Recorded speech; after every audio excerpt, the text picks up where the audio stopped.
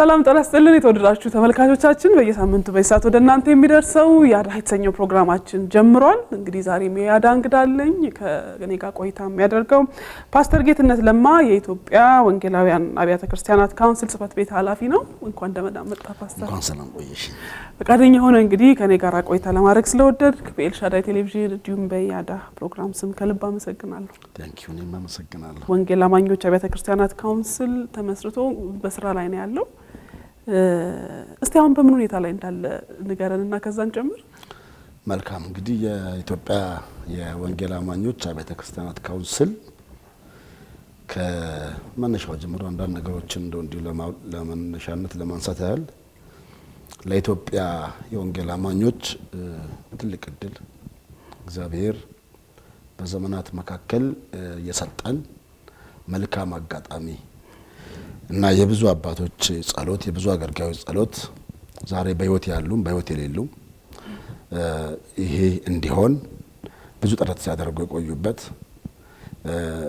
ካውንስል ነው የተቋቋመው። እንግዲህ ካውንስሉ ከአመሰራረቱ ጀምሮ የራሱ የሆነ ሂደት ያለው ሲሆን ከሁሉም ቤተ እምነቶች የተወጣጡ ምክረ ሀሳብ ኮሚቴ ከተዋቀረበት ጊዜ ጀምሮ በጸሎት አብዛኛው ስራ ሲሰራ እንደቆየ ይታወቃል።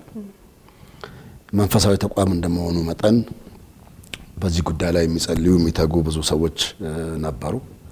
በኋላ ላይ አዲስም የተቋም መስረታ ስለነበር አንዳንድ ግልጽ ያልሆኑ ሀሳቦች ቢኖሩም በተደጋጋሚ በሚደረጉ የተለያዩ ስብሰባዎች እነዛ ግልጽ ያልሆኑ ነገሮች እየተፈቱ ዛሬ መልካም ቦታ ላይ ይገኛል። ያ ማለት አንደኛው የአዋጅ መጽደቁ ነው። ሁለተኛው ከአዋጅ መጽደቁ ጋር ተያይዞ መስራች ጉባኤ ባስቀመጠው አቅጣጫ መሰረት ቦርዱ በየጊዜው የተሰበሰበ በሚሰጠው አቅጣጫ መሰረት ጽፈት ቤቱን አደራጅቶ የተለያዩ ስራዎችን እየሰራ ይገኛል። እንግዲህ በቅርቡ መግለጫ የሰጣችሁትን መግለጫ እንደተከታተል ነው በይፋ ምዝገባ መጀመሩን እዛ ላይ ያሳውቃችኋል። ዝግጅታችሁ እንዴት ነው?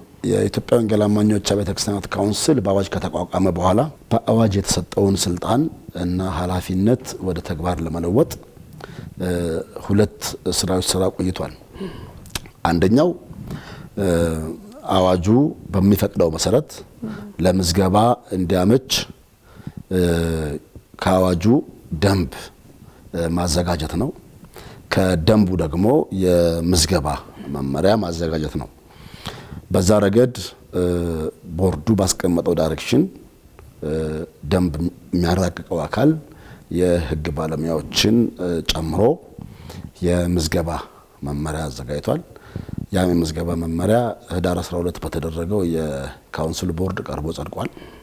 እሱ አንዱ ዝግጅት የተደረገበት ነው። ሁለተኛው ዝግጅት ይህንን ምዝገባ ማሳለጥ እንዲቻል በቂ ዝግጅት ያስፈልጋል። የቢሮ ዝግጅት፣ የሰው ሀብት ዝግጅት ያስፈልጋል። የማቴሪያል ዝግጅት ያስፈልጋል። በዚህ ረገድ በጣም ሰፊ ስራ ተሰርቷል። አንደኛው እንደሚታወቀው የኢትዮጵያ ወንጌል አማኞች ቤተ እምነቶች፣ ሚኒስትሪዎች፣ ህብረቶች እጅግ በርካታ ቁጥር ነው ያላቸው። ይሄንን ያለምንም ችግር በቀላሉ ምዝገባውን ማካሄድ እንዲቻል በዲጂታላይዝድ የሆነ ሲስተም በመዘርጋት የምዝገባ ዲፓርትመንቱን በሰው ሀብት በማጠናከር በማደራጀት ስራ ላይ ሲጠመር ቆይቷል። ያም እውን ሆኖ በዚህ ሰዓት በቂ የሆነ ዝግጅት ተደርጎ የምዝገባ ዲፓርትመንቱ በአዋጅ የተሰጠውን ስልጣን ለካውንስሉ ማስፈጸም በሚያስችል ቁመና ላይ የሚገኝ ዝግጅት አድርጓል ማለት ነው። ለዛም ከቦርድ ውሳኔ በኋላ በርካታ ጥያቄዎች ስለነበሩ ምዝገባው ለመጀመር ፈቃድ ያላደሱ እንዲሁ አዳዲስ ቤተ እምነቶችም ስለነበሩ በዛው መሰረት አሁን ምዝገባው ኦፊሻሊ ተጀምሯል። እንግዲህ ያው ለምዝገባው ክፍት ነው የሚለው ነገር ደግሞ ሌላ የሚጭረው ስጋት አለ። ይሄ ልቅ የመሆን ነገር ዝም ብሎ እንዳይግበሰበስ የሚል ፍርሃት አለ። ከዛ አንፃር እንዴት ነው ያያችሁት? እንደገና ደግሞ አዳዲስ የካውንስሉ አባል ቤተ እምነቶችን የምትቀበሉበት ቁልፍ መስፈርቶች ምን ናቸው? መልካም። እንግዲህ የኢትዮጵያ ወንጌል አማኞች አብያተ ክርስቲያናት ካውንስል በአዋጅ ጸደቀ ማለት መንግስት ሆነ ማለት አይደለም። በአዋጅ ጸደቀ ማለት ሁሉ ነገር ተፈቅዶለታል ማለትም አይደለም። የተከለከሉ ተግባራት አሉ። አዋጁ የሚፈቅድልን ተቋማዊ የሆነውን ሲስተም ነው። ቀድሞ የወንጌል አማኞች ቤተ እምነቶች፣ ሚኒስትሪዎች፣ ህብረቶች መንግስት ስልጣን በሰጠው አካል ሲመዘገቡ ነበረ። ያም ሂደት በተደጋጋሚ የካውንስሉ ከፍተኛ አመራሮች በሚዲያም ሲገልጹ እንደነበሩት ሁሉ እንደ ማህበር ፍቃድ እያደስን በየአመቱ ስንመዘገብ የነበረው ሂደት ነው የተቀየረው እንጂ በአዋጅ ስለተቋቋመ በአዋጅ ስለጸደቀ የህግ ተጠያቂነት የለውም ማለት አይቻልም። እዛ ላይ ከፍተኛ ጥንቃቄ ነው የሚደረገው። የተከለከሉ ተግባራት ተብለው በመመሪያው የተቀመጡ አሉ። ከመመሪያውም ባሻገር አዋጁ የሀገሪቱን ህግና ደንብ ጠብቆ ነው ማስፈጸም የሚቻለው። ካውንስሉ የተሰጠው ስልጣን ከመንፈሳዊ አውድ አንጻርና ለመዘገበው ተቋም ደግሞ ተጠያቂነት ስላለበት መመሪያው ላይ የተከለከሉ ተግባራትን በዝርዝር አስቀምጧል።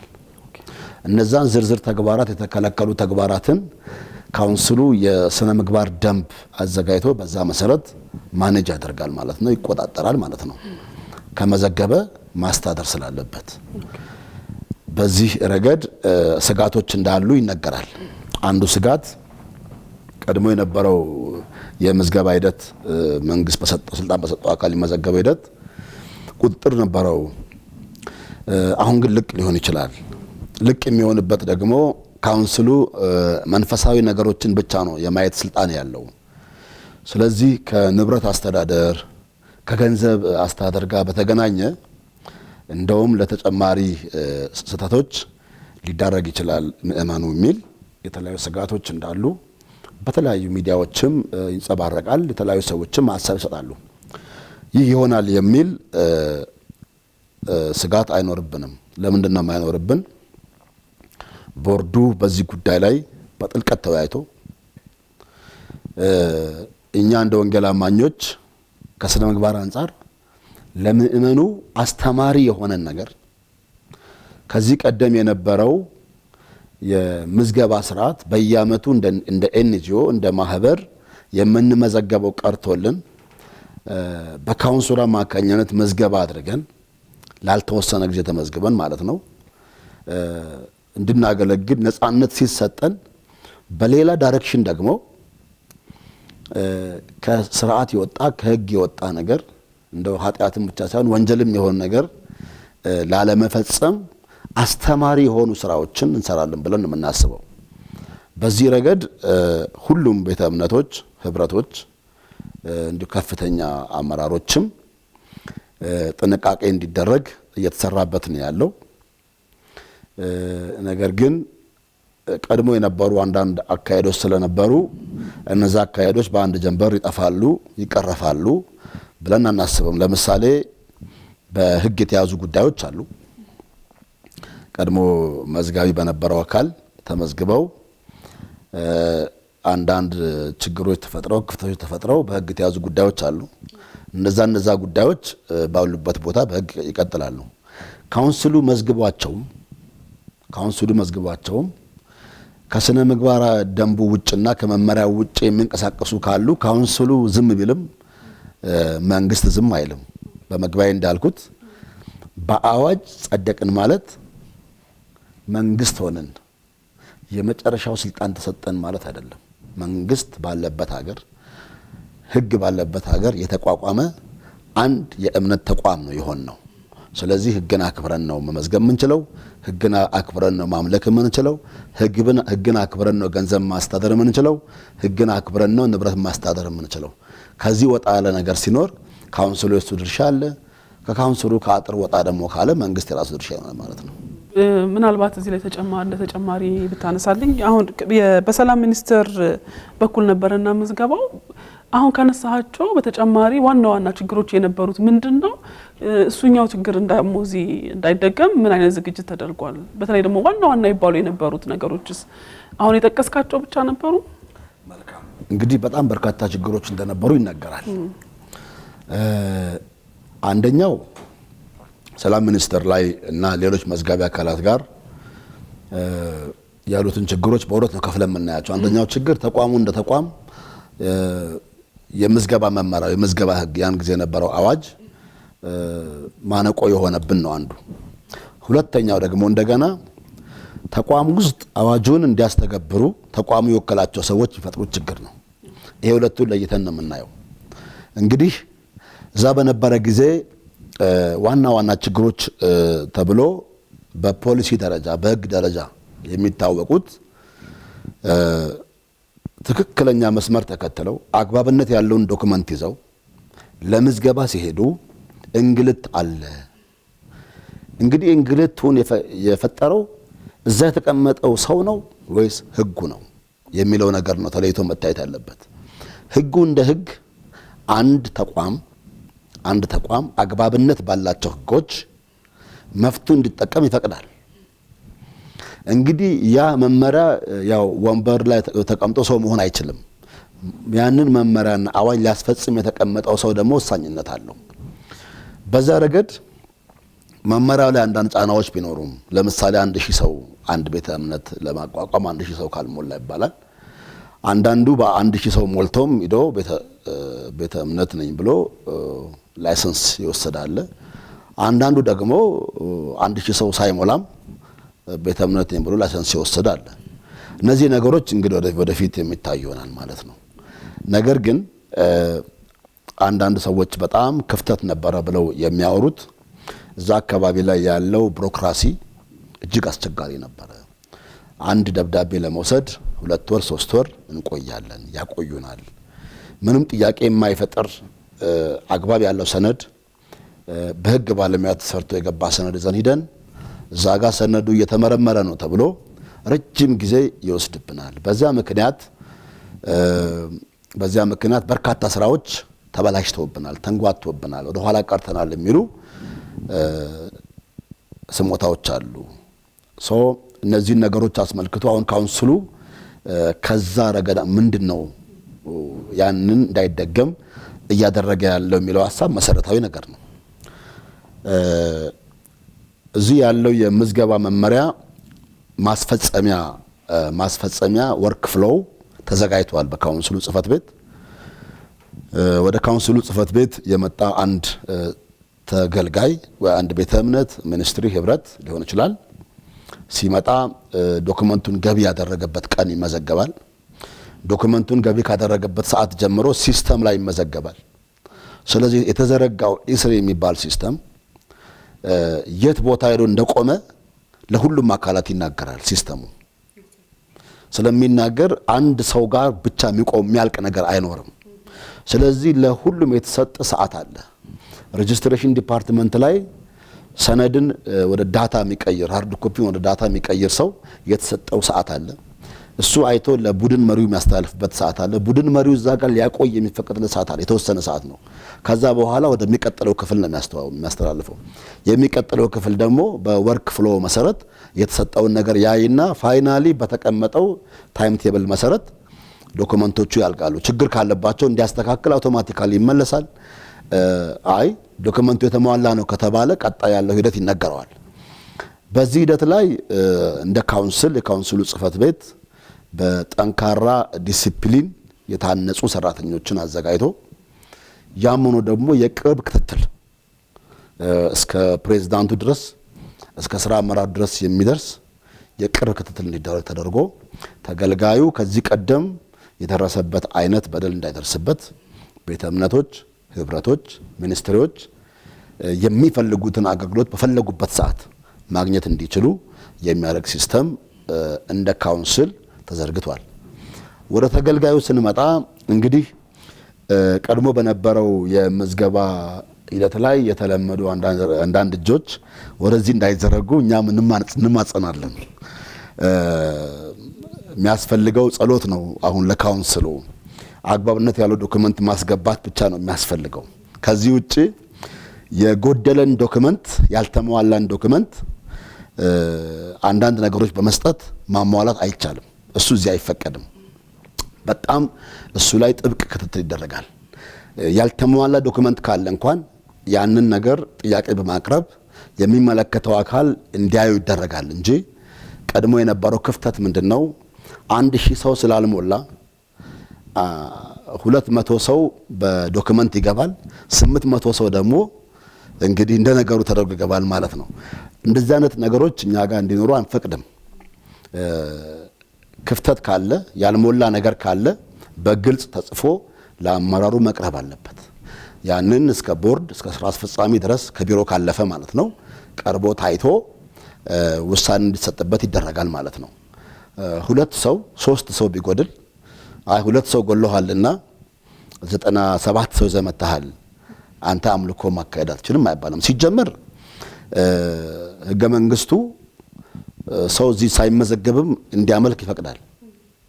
እዚህ የሚመዘገበው እንደ ተቋም ሊደራጅ ሲፈልግ ነው እንጂ የማምለክ ነፃነቱን ካውንስሉ ጋር ሳይመዘገብ ማምለክ ይችላል።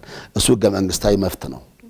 ነገር ግን የወንጌል አማኙ ምእመናን፣ መሪዎች፣ ፓስተሮች፣ አገልጋዮች በጣም ጥንቃቄ ማድረግ የሚገባቸው ካውንስሉ በቂ አገልግሎት ለመስጠት ዝግጅት አድርጎ ስላለ በእነሱ በኩል የሚጠበቀው የሚፈለገውን ዶክመንት ብቻ አሟልቶ መቅረብ ነው። ከዚህ ባሻገር አንዳንድ የተለመዱ ረጃጅም እጆች የሰራተኞችን ባህሪ የሚያበላሹ የለም። እዚህ አካባቢ አሁን ካውንስል አካባቢ ቅድም እንዳልኩት በጥብቅ ዲሲፕሊን የታነጹ በመንፈሳዊ ማንነት የታነጹ ከየቤተ እምነቱ የተመሰከረላቸው ሰራተኞች ናቸው ያገለገሉ ያሉት። ክትትልም ይደረጋል። ግን ምእመኑም ለዛ ነገር በር መክፈት የለበትም። ስለዚህ አገልግሎቱን እንደዚሁ ማግኘት የሚቻልበት ሁኔታ ደግሞ በቂ ገንዘብም ለመዝገባም ስለሚከፍሉ ቤተ እምነቶች ያ በራሱ በቂም ስለሆነ በዛ ረገድ ቀድሞ የነበረው ስተት እንዳይደገም እንደ አዲስ ተቋም የኢትዮጵያ ወንጌል አማኞች አብያተ ክርስቲያናት ካውንስል አሁን የሚደረገው የፋውንዴሽን ስራም ስለሆነ መሰረትም ስለሆነ በዚህ መሰረት ላይ ተባብረን ተያይዘን ክፍተቶች እንኳን ካሉ በመዝገባ ሂደት ላይ እየተነጋገርን ክፍት ነው በሩ እስከ ፕሬዝዳንቱ ድረስ ገብቶ መናገር፣ ማወያየት፣ ምክር መውሰድ፣ ምክር መስጠት የሚቻልበት ሰፊ መድረክ ስለሆነ ያለው አብዛኛው የቦርድ አባላት የታላላቅ ቤተ እምነቶች መሪዎችም ስለሆኑ መስተካከል የሚገባቸው ሐሳቦችና አይዲያዎች ካሉ መጥተው የተነጋገርን አብረን ልንሰራ በእኛ በኩል ቀድሞ የነበረው በሌሎች መዝጋቢ አካላት የነበረው ስተት እንዳይደገም ጠንካራ ስራ ተሰርቷል። ተመልካቾቻችን በመከታተል ላይ ያላችሁት ያዳህን ነው። ቆይታ እያደረኩ ያለሁት ከፓስተር ጌትነት ለማ ጋር ነው። የኢትዮጵያ ወንጌላውያን አማኞች አብያተ ክርስቲያናት ካውንስል ጽሕፈት ቤት ኃላፊ ናቸው። እንግዲህ ጥሩ ቆይታ እያደረግን ነው። እዚህ ወደ ምስረታው ወደ መስራች ህብረቶች እንመለስና አንዳንድ ጥያቄዎች ይነሳሉ። ስለ ወደፊት እጣ ፈንታቸው ስጋቶች ሲነሱ እንሰማለንና እንዴት ነው ያስተምሮ ግልጽ የሚታይ ያስተምሮ ልዩነት አለና ልዩነታቸውን አቻችለው እንዲቀጥሉ ነው የሚታሰበው ወይስ ምንድነው እስቲ እየተሰራ ያለው?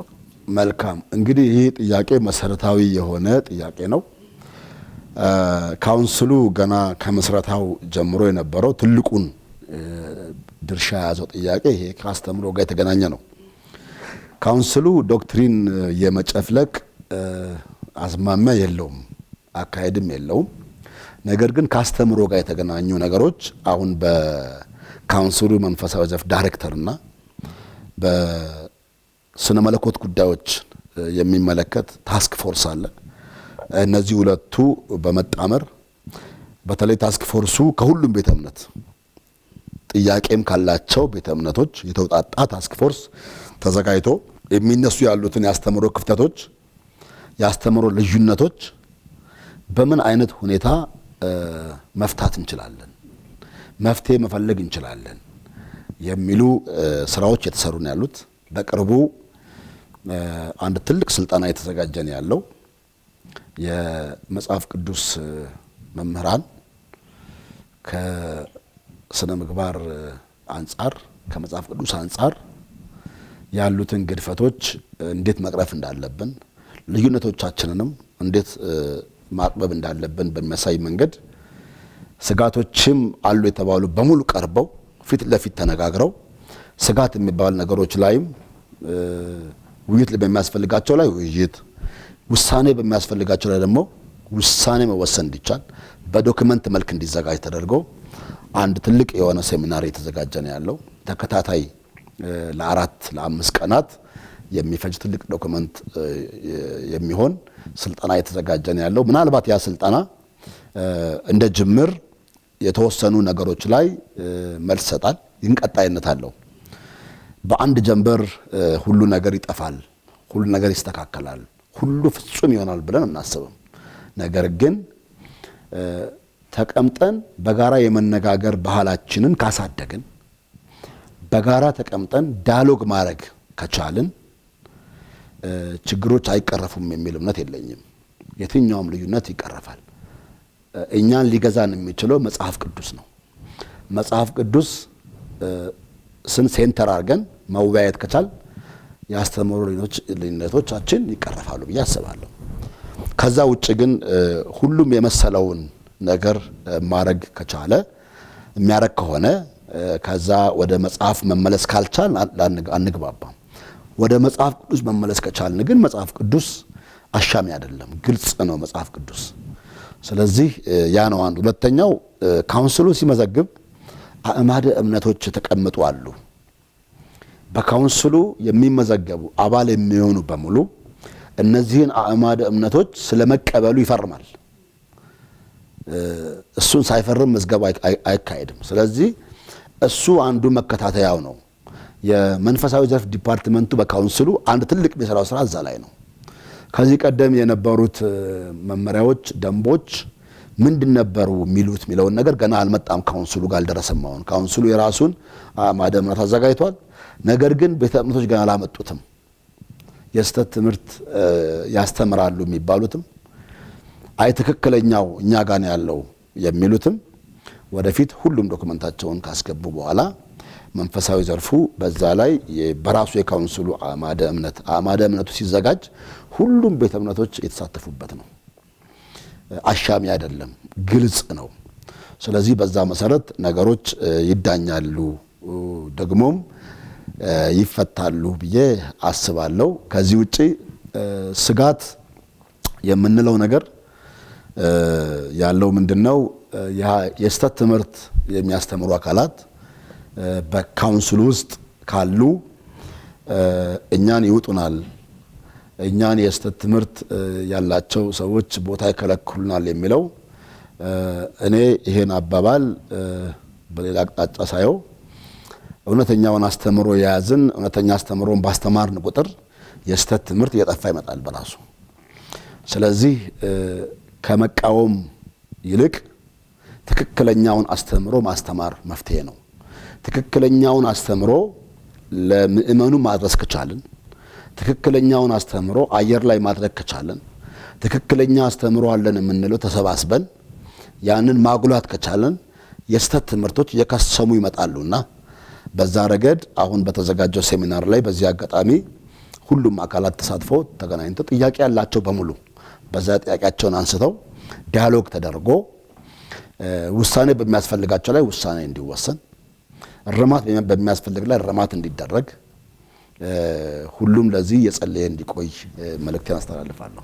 ምናልባት እንግዲህ እንደ ተጨማሪ ላነሳ የምፈልገው ነገር እስከዛ አሁን የነገርከን ነገር ከመደረጉ በፊት አሁን እያየናቸው ያለው ካውንስል ውስጥም ሆነው ኢቨን መስራች አባል የሚሆኑ ህብረቶች ጭምር የመቃወም አይነት አደባባይ ላይ የሰማናቸው ነገሮች አሉና እሱ ላይ ምንድን ነበረ የካውንስሉ ድርሻ ምንድነው? እዛ እንዲህ አይነት ነገሮች ሲፈጠሩ ይቀጥላሉ እነዚህ ነገሮች? ይሄ ያልተመቻቸውን ነገር አውጥቶ አደባባይ ላይ መቃወሙ ጉዳይ እንዴት ነው የሚዳኘው? ካውንስሉ እንዴት ነው ሊያስታርቀው የሚያስበው? መልካም እንግዲህ ይሄ ጉዳይ ከካውንስሉ አውድ ሲታይ ካውንስሉ እነዚህ ነገሮች ላይ በራሱ እርምጃ ለመውሰድ አስቀድሞ ደንቦችን፣ መመሪያዎችን ማጽደቅ ይጠበቅበታል። ሐሳብን ለመስጠት ካውንስሉ ሐሳብ መስጠት የሚችለው ደንብ ሲኖረው ነው። ካውንስሉ እርምጃ መውሰድ የሚችለው መመሪያ ሲኖረው ነው። ካውንስሉ ደንብና መመሪያ ባላጸደቀበት ወቅት እነዚህ ነገሮች ቀድሞ ድሮም ነበሩ። ካውንስሉ ከመቋቋም በፊትም ነበሩ፣ አሁንም አሉ። እንግዲህ በሚዲያ እነዚህ ነገሮች አውጥቶ ሁለቱም አካላት፣ ሶስቱም አራቱም አካላት ፐብሊክ ማድረጉ ምንድነው ጥቅሙ የሚለውን ነገር ማየት ያስፈልጋል። ጥቅም አለው ካል ጥቅሙ ማስቆምበት ባጭሩ ማስቆም ካልቻለ ጥቅሙ መመዘን ያለበት ሌላ ጥቅም መፈለግ አለብን። የስተት ትምህርትን በመግለጫ ነው ማስቆም እንችለው። በመግለጫ ምናስቆም ከሆነ የስተት ትምህርት አለ ምንለው የሚሰጠው በሚዲያ ነው፣ መግለጫውን በሚዲያ ነው ያለው። ሁለቱም ጋር ያለው ህዝብ አድማጭ ነው።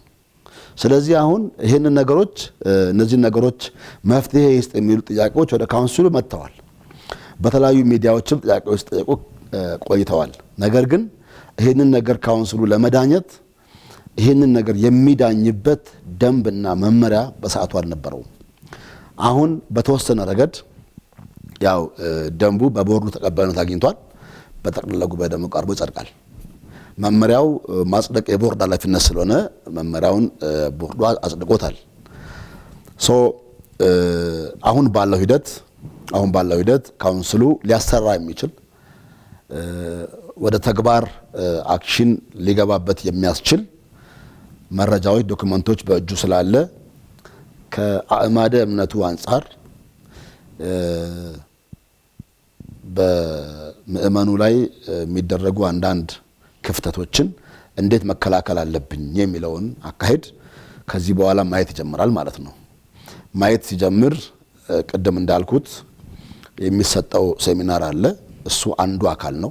ከዛ ሴሚናር በኋላ በዛ ሴሚናር ላይ ስምምነት ይደረጋል። ያ ስምምነት እንደው ዶክመንት ሆኖ በካውንስሉ መንፈሳዊ ዘርፍ ዳይሬክተር ስር ይገባል። በዛ ረገድ የስተት ትምህርቶች ምን መሆን አለባቸው የሚለው ነገር ይካሄዳል ማለት ነው። እዛ ላይ ካውንስሉ በዚህ ሂደት መካከል ምዝገባም ስለሚያደርግ ሲመዘግብ የካውንስሉን አእማደ እምነት እቀበላለሁ ብሎ ነው አባል የሚሆነው የአባልነት ምዝገባው ላይ ማለት ነው። የካውንስሉን አእማደ እምነት እቀበላለሁ ብሎ አባል ከሆነ የካውንስሉን አእማደ እምነት የሚጣረስ አስተምሮ ካስተማረ የስነ መለኮት ግብረ ኃይሉና መንፈሳዊ ዘርፍ ዳይሬክተሩ ተነጋግረው ምንድነው መሆን ያለበት የሚለውን ነገር ውሳኔ ይሰጣሉ ማለት ነው። በዚህ መሰረት የሚዳኝ ይሆናል። ይሄ አሁን የምለው ነገር ሁሉንም ህብረቶች እና ቤተ እምነቶች በጋራ ሆነው ያዘጋጁት ሴሚናር ነው። ስለዚህ እንግዲህ ሁሉም ቤተ እምነት ይሄን ሴሚናር ተስማምቶ ካዘጋጁ በዚህ ስነ መለኮት ግብረ ኃይል ውስጥ ካሉ ጥያቄ ያለው እነሱ ጋር ነው ያለው፣ መፍትሄም ያለው እነሱ ጋር ነው ያለው። ስለዚህ ጥያቄውንም እነሱ እንደጠየቁ መፍትሄውንም እነሱ ያዘጋጁታል ማለት ነው። በዛ መሰረት በጋራ በተዘጋጀው መፍትሄ ላይ ውሳኔ ለመስጠት አያስቸግርም። እስካሁን ባለው ሂደት ካውንስሉ ምንም አይነት ዶክመንት በእጁ በሌለበት ገና የተቋቋመ ያለ ተቋም ነው። ለመጠየቅ የሚያስችል ዶክመንት ባልጸደቀበት በዚህ ረገድ መጠየቅ አልቻለም። ይሄ ነው አንዱ ዝም ያሰኘን። በጣም ጥሩ። እንግዲህ አሁን ነገረኝ እንደሰማሁት በመተዳደሪያ ደንብ በጠቅላላ ጉባኤ ቀርቦ ባልጸደቀበት ሁኔታ ምዝገባ መጀመሩ እንዴት ነው? መልካም ጥሩ ሐሳብ ነው። እንግዲህ መተዳደሪያ ደንቡ ጠቅላላ ጉባኤ አሁን ቦርዱ ነው ቁጥሩን ያሰላው። የመጀመሪያው የመስራች ጉባኤ አሁን ያለውን ቦርድ ሲያቋቁም ጠቅላላ ጉባኤ እስኪቋቋም ድረስ የጠቅላላ ጉባኤ ሮል እንዲኖረው ሰጥቷል፣ ዴሌጌሽን ሰጥቷል። በዛ መሰረት ቦርዱ የጠቅላላ ጉባኤውን ቁጥር ወስኗል። አሁን ጠቅላላ ጉባኤው የለም፣ ቦርዱ ነው ቁጥሩንም የወሰነው ቀመሩንም የሰራው። ስለዚህ ዞሮ አሁን ያለው ቦርድ ነው ጠቅላላ ጉባኤ መካከልም የሚኖረው። ቦርዱ ራሱ የመስራች ጉባኤ ውክልና ስላለው ከመስራች ጉባኤ በተሰጠው ውክልና መሰረት ጠቅላላ ጉባኤውን ቀመር ሰርቶ ጠቅላላ ጉባኤ ይጠራል። የሰራውን ስራ ሪፖርት ያደርጋል።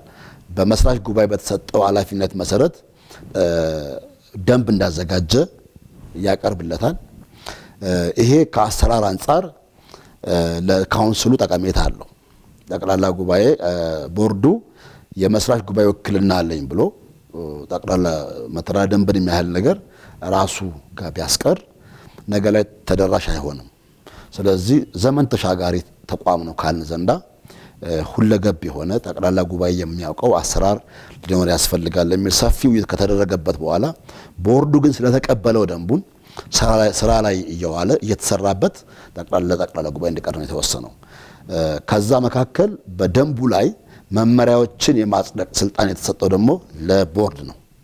ስለዚህ የምዝገባው መመሪያ ስለሆነ መመሪያውን ደግሞ ማጽደቅ ስልጣን ያለው ቦርድ ስለሆነ በዛ መሰረት የምዝገባ መመሪያውን ቦርዱ አጽድቆት ስራ ላይ እንዲውል ፈቅዷል ማለት ነው። በጣም አመሰግናለሁ። እንግዲህ በመጨረሻ ስለ ምዝገባው ሊሆን ይችላል በካውንስሉ ዙሪያ ማስተላለፍ የምትፈልገው መልእክት ካለ እድል ልስጥና እንጨርስ። መልካም። እንግዲህ የካውንስሉ ቀጣይ አቅጣጫዎች ላይ አንዳንድ ነገሮች ለማለት ያህል ካውንስሉ በቀጣይ የሚሰራቸው የመጀመሪያ የትኩረት አቅጣጫ የሚባሉት እንደ ትልቅ ተቋም ከሁሉም ቤተ እምነት የተውጣጣ የስልታዊ እቅድ አዘጋጅ ግብረ ኃይል በጣም ሰፊ ስራዎች ሰርቷል። ይህ ስራ ዘመን ተሻጋሪ የሆነ ስራ ነው። የመጀመሪያው ጸሎት ያስፈልጋል። የወንጌል አማኙ በሀገር ውስጥም በውጭ ሀገርም ያሉ ሁሉ ተስማምተን ለአንድ ዓላማ ስለሆነ የተሰለፍነው የቆምነው እንግዲህ ወረቀት ላይ ያስቀመጥነውን ጽሁፍ ወደ ተግባር መለወጥ እንድንችል የመጀመሪያው ጥብቅ ጸሎት ያስፈልጋል። ትልቅ ጸሎት ያስፈልጋል። እገዛ፣ ምክር ያስፈልጋል። ከዛ ጋር ተያይዞ በስልታዊ እቅዱ ላይ በተቀመጠው ዳይሬክሽን መሰረት የግንዛቤ ማስጨበጫ ስራዎች በስፋት ይሰራሉ።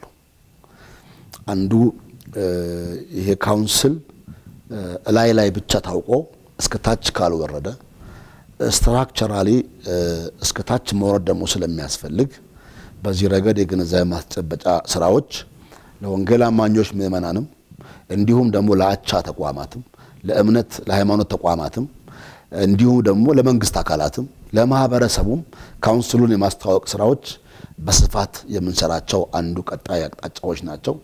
በዚህ ረገድ የወንጌል አማኙ ምእመናን በሁሉ ነገር ድጋፍ እንዲያደርግልን በጸሎትም እንዲደግፈን በምክርም በሐሳብም እንዲደግፈን እንጠይቃለን። ሁለተኛው ስልጠናዎች በስፋት ይደረጋሉ። በወጣቶች ላይ በሴቶች ላይ እንዲሁም ቤተክርስቲያን ከመንፈሳዊ አገልግሎት ባሻገር በሀገር ልማት ላይ በሀገር ሰላም ላይ በጎ ተጽዕኖ ፈጣሪ መሆን እንድንችል የሚያስችል ሰፋፊ ስራዎችን እንሰራለን። በዛ ረገድ ዋናው የካውንስሉ አንዱ ዓላማ ቤተ እምነቶችን ማስተባበር ነው። በወንጌል አማኞች ቤተ እምነቶች ውስጥ ከ130 ዓመት በላይ የቆዩ ሰፋፊ የልማት ስራዎች ይሰራሉ። እነዚህ የልማት ስራዎች በሀገራችን ኢትዮጵያ ለብዙ ነፍስ መዳን ምክንያት ሆነዋል። እነዚህ ስራዎች የማሳወቅ ስራዎች እንሰራለን።